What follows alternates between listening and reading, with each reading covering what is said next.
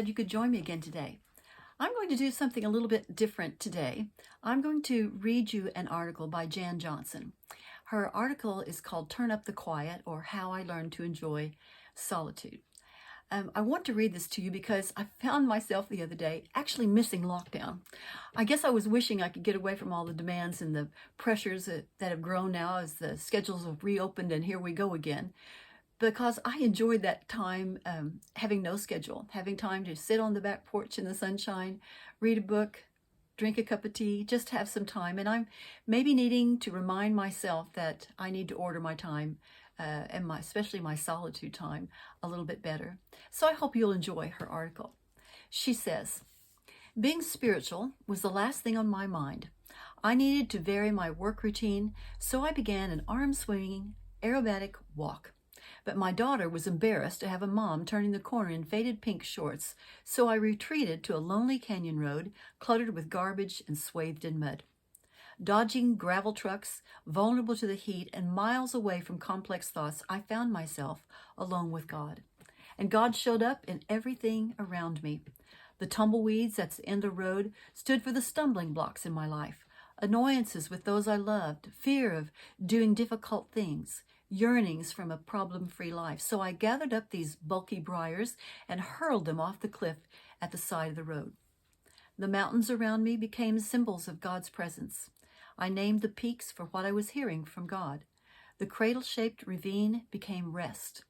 The sharply pointed peak became don't forget to love. And as I panted and chugged water and headed into the wind, those phrases became ways to live life.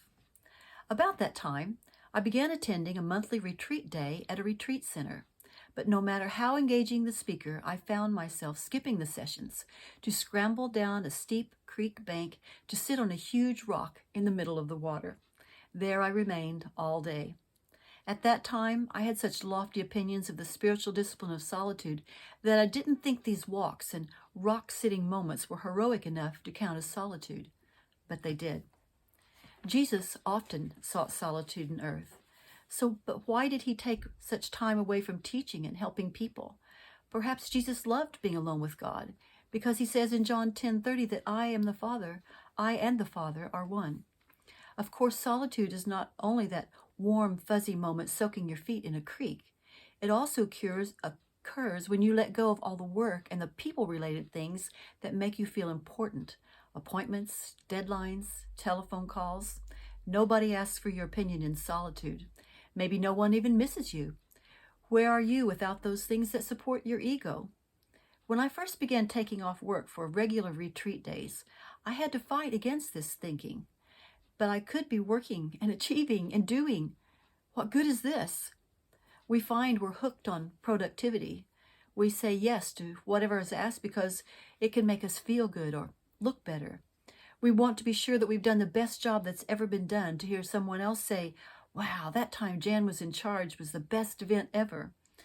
We want to hike down a career path faster and further than anyone else. And we attempt to do things at once without realizing we're hurrying life away. We experience an adrenaline high when we check off everything to do on our daily to-do list. But solitude is not about being useful. At first, I tried to turn my personal retreat days into a project to manufacture revelations and tingly experiences. And then I learned the value of making no schedule for the day, of just hanging out with God and not feeling guilty for doing nothing. Now I have no rules about what I do, just that I observe silence and solitude. I try to listen to what God leads me to do that day, and even now I find myself waiting each moment for the solitude to feel rewarding, but it may not. Then afterward, I realize I loved it. I'm like Jacob after he awakened from his angel climbing ladder dream, where he said, surely the Lord is in this place, and I was not aware of it. My times of solitude are interrupted by the committee members who live in my head. These voices are the ungenerated parts of my soul, my habits of thinking that I've not yet allowed to be healed. They include the following. The good-looking kid, who works hard to be admired with fear of not being good enough. She plots to make sure I will never be rejected again. If I think I hear God saying, be perfect, get it right, don't make any mistakes, then I'll be proud of you. This is not God. This is the looking good kid. The rescuer thinks of ways to help others, so they have to love me. And as a result, busyness is next to godliness. If I think I hear God say, help people till they exhaust you, make people happy, this is not God, but my rescuer sabotaging my solitude. The attitude police officer wants everything done right.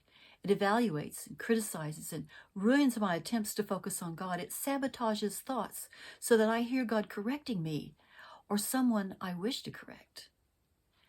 The grouch feels sorry for me and thinks others should pay attention to me. It blocks the voice of God by saying, nothing is ever going to work for you.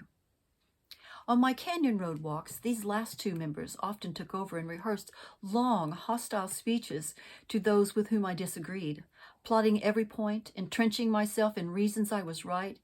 Then would follow equally hurtful accusations against myself and deep despair over my anger. It took several years to replace these thoughts with prayer for those who irritated me, yet that was what I needed to do, and it trained my soul to love those that I wanted to criticize. Dismissing the voices of the committee members is best done gently. To be upset about my failings does not help. It only affirms that my spirituality is about me, not about God. I gently usher the members to the door of my mind without giving the enemy of my mind more airplay. As we spend time alone, we discover our thought patterns are being retrained.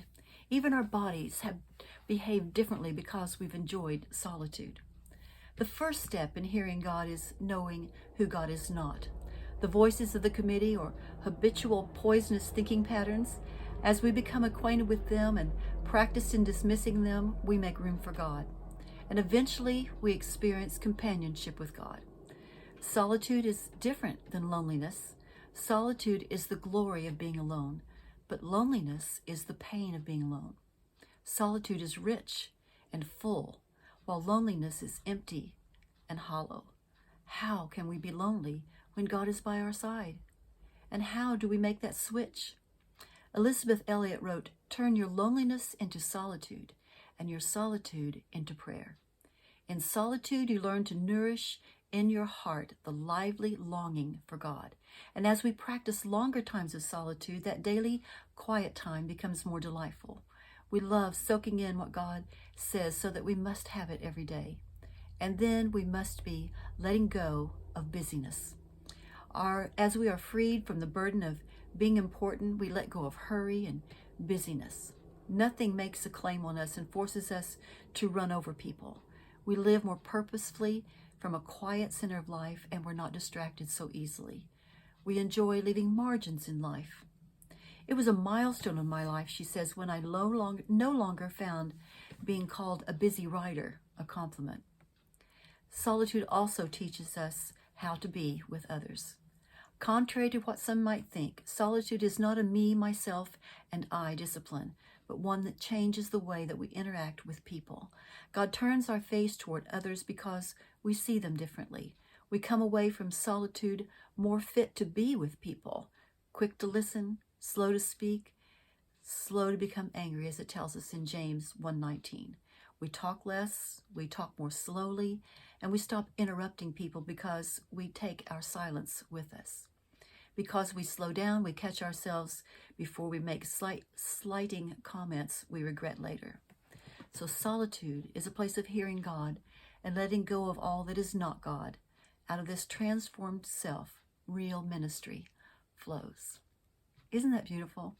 So the challenge before us today is to take more time in silence and solitude, to sit quietly, to listen for God's voice, to silence those committee members that are always pressing us into busyness and self-condemnation.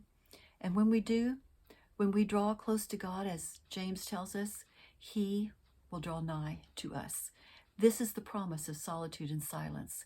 When we draw to God, He will draw to us. And I hope that you can carve out some time this week to have a moment of silence, a moment of solitude, and draw nigh to God, and let Him draw nigh to you. I'll see you next week.